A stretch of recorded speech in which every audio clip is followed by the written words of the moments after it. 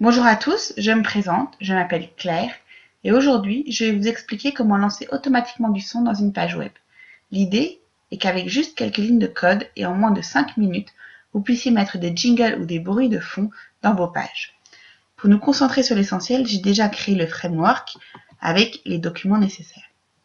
Ici vous avez un fichier JavaScript, les images de fond, mon fichier HTML, mon fichier CSS et le fichier MP3 avec le son que je souhaite lancer automatiquement. Donc si je vais sur ma page web, vous verrez, c'est juste une carte de vœux très simple, je n'ai pas soigné particulièrement le design, avec un élément qui disparaît quand on clique dessus au profit d'une nouvelle image de fond avec le cadeau de la voiture. Et dans cet exercice, je souhaite mettre du bruit en même temps que la voiture pour mettre un peu de pétillant dans cette carte de vœux. Donc pour ça, c'est très simple. Il suffit d'aller dans son code HTML et dans son code JavaScript. Il y a juste 4 lignes de code à rajouter de chaque côté. Donc, dans votre fichier HTML, il suffit d'aller dans la div correspondante ou dans l'élément correspondant et là, vous allez définir votre élément audio. Donc ici, c'est juste 4 lignes.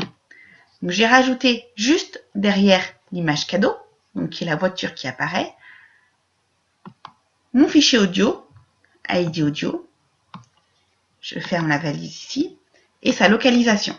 Donc la source est mon fichier voiture.mp3. Si vous créez un grand site internet, vous allez sûrement organiser votre dossier source avec des sous-dossiers, et donc il faudra mettre le nom du dossier avant le nom du fichier. Donc moi, comme il est à la racine, je mets juste voiture.mp3 et je mets le type. Vous pouvez rajouter un message d'erreur au cas où le navigateur ne puisse pas lire la vidéo.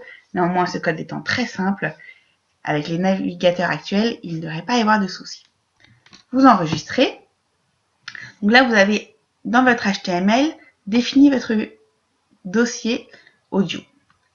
Vous allez maintenant souhaiter qu'il se lance automatiquement.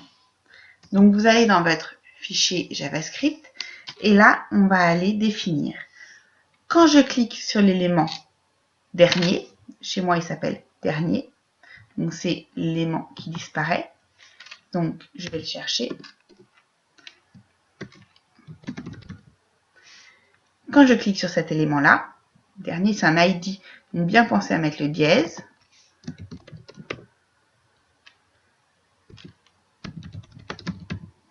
Je lance la fonction suivante.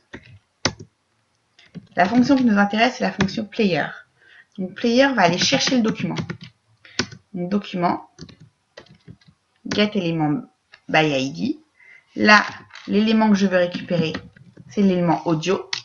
Chez moi, il s'appelle audio. Pensez bien à mettre le type d'élément, le nom de l'élément que vous avez défini dans votre HTML, pardon. Et ensuite, une fois qu'il allait le chercher, je souhaite qu'il le joue.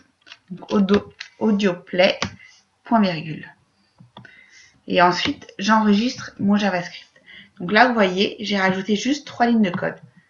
Quand je clique sur l'élément dernier, aller chercher l'élément audio et le jouer.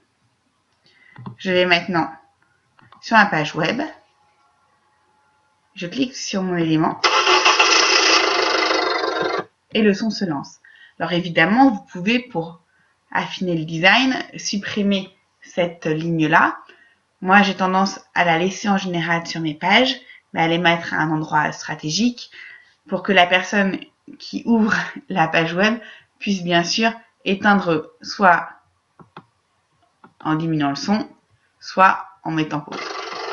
Voilà, on ne sait jamais où est la personne quand elle ouvre la page web et si elle a envie d'avoir du son. J'espère que ce tuto vous aura été utile. Je vous souhaite en tout cas bon courage pour votre site internet ou pour votre page web et à une prochaine pour un prochain tuto.